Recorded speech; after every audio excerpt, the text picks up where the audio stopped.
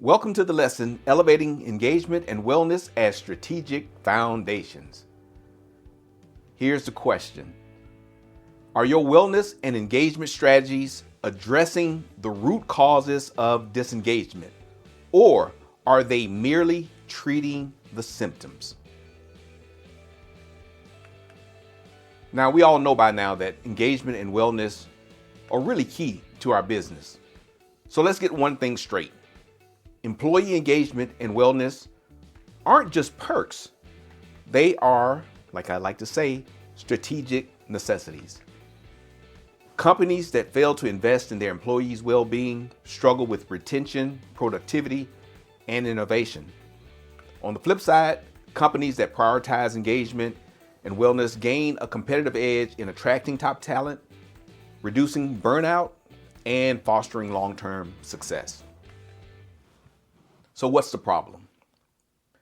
Many leaders approach engagement as an afterthought, a set of surface level initiatives instead of their core business strategy.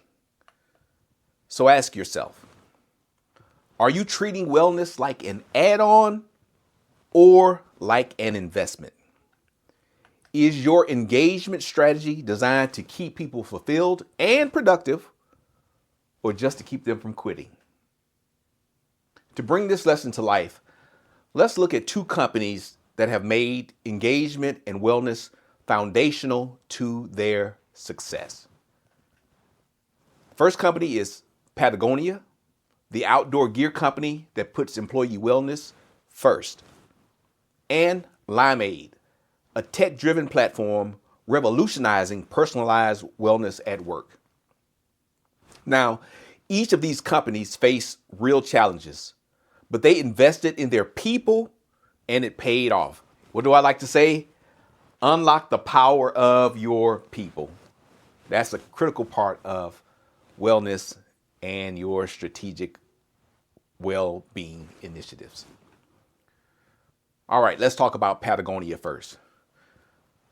Building a culture of work-life balance. Now, Patagonia is known for its high-quality outdoor gear, but what really sets the company apart is its unwavering commitment to employee well-being. Now, you know the retail and manufacturing industry can be challenging. Those industries are notorious for high burnout and low retention. Employees in these fields often face long hours, physical strain, and minimal work-life balance. Patagonia needed to solve two key problems: how to retain top talent and keep employees energized, not exhausted. Their solution. One solution was paid outdoor activities. Employees are encouraged to go surfing, hiking, or skiing during work hours because Patagonia believes time outside fuels productivity and creativity, and it fits with their mission, right? Also, they have on-site childcare. What is one of the biggest barriers to work-life balance? Childcare.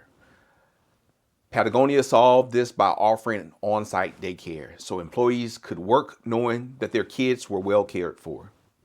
Patagonia also has flexible work policies. Now, even before the pandemic, Patagonia had trust-based scheduling that allowed employees to adapt their work to their lifestyle and not the other way around. So what were the results of this, Glenn? You may be asking. Well, I will tell you. The results: 4% turnover rate in an industry where 20 to 30% turnover is normal. Employees also reported higher satisfaction and productivity due to work-life balance. And the company attracts mission-driven talent who align with Patagonia's values. The key takeaway: Patagonia doesn't just support wellness, it builds wellness into the way work is done. Okay, let's talk about Limeade, a science-backed approach to employee well-being. Limeade is a company that's not just practicing wellness, it's helping other companies to implement it. Limeade is a technology platform that uses science-backed strategies to improve employee well-being at scale. The challenge: Many corporate wellness programs fail because they're generic. They're one size fits all and impersonal. Have you had some programs that you've tried that didn't work? Employees don't engage with programs that feel like HR checkboxes rather than meaningful experiences. Companies struggle to measure the real impact of wellness initiatives. So, what were the solutions offered by Limeade? Well, first, personalized engagement programs. Limeade's platform uses AI, yes, to tailor well-being experiences to individual employees, recognizing that everyone's needs are different. Data-driven insights. Instead of guessing what employees need, Limeade tracks engagement trends and gives leaders real-time data on what's working and, of course, what's not working. You want your programs to be effective, don't you? Then there's the proactive burnout prevention. The platform identifies early warning signs of stress, disengagement, and mental exhaustion and helps organizations act before it's too late, being proactive. So the result, companies using Limeade saw a 40% reduction in burnout-related turnover. Engagement scores improved by an average of 38%. Wow. And employees who use Limeade's platform report higher satisfaction and a stronger connection to their company's mission. Very important results. The lesson from Limeade, wellness isn't a guessing game. When it's personalized and data-driven, it delivers measurable results. Here are a few key principles that I want you to think about as we look at strategic engagement and wellness. Number one, treat well-being as a business strategy, not as a benefit. The best companies don't separate wellness from performance. They see them as interconnected. Some key shifts that you can make. Move from wellness programs to wellness cultures. Move from one-time initiatives to long-term engagement strategies. Move from reactive stress management to proactive well-being investment. Patagonia just didn't add a gym membership perk. They built a culture where wellness is expected and encouraged. Number two, one-size-fits-all engagement strategies don't work. Not every employee needs the same engagement and wellness solutions. Leaders must ask, what motivates different generations of employees? And what about employees that are like older that maybe have bad knees? They're not out there running. Are we providing flexibility for different life situations for parents, caregivers, early career workers?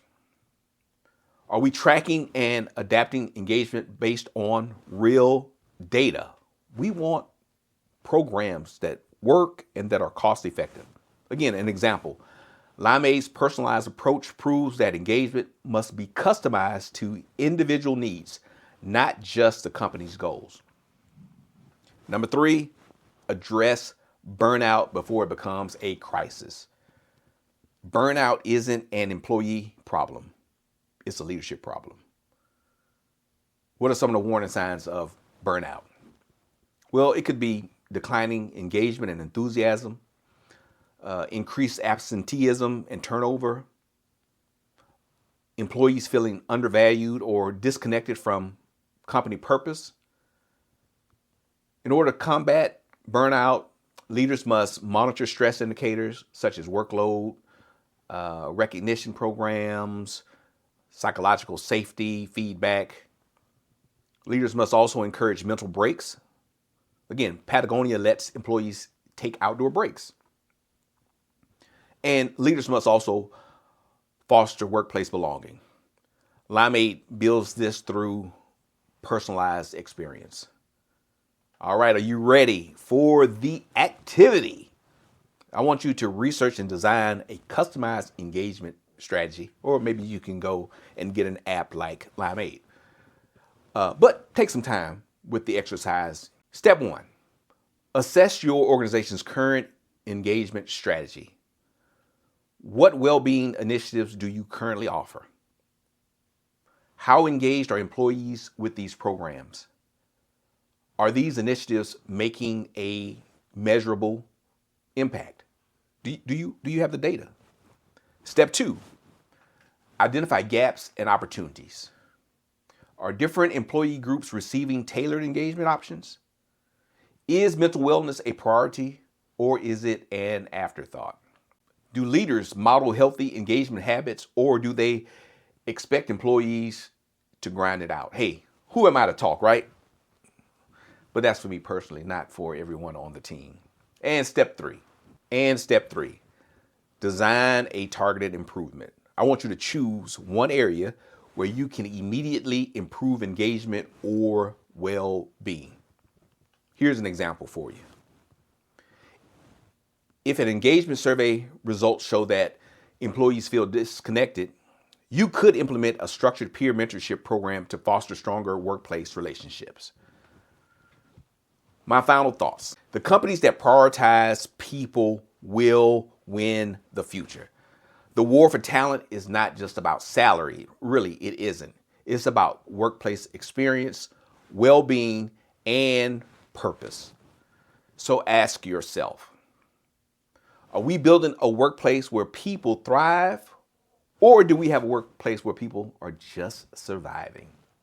The organizations that elevate engagement and wellness will attract top talent, improve productivity, and future-proof their workforce. That's what we want to do, right? Future-proof it.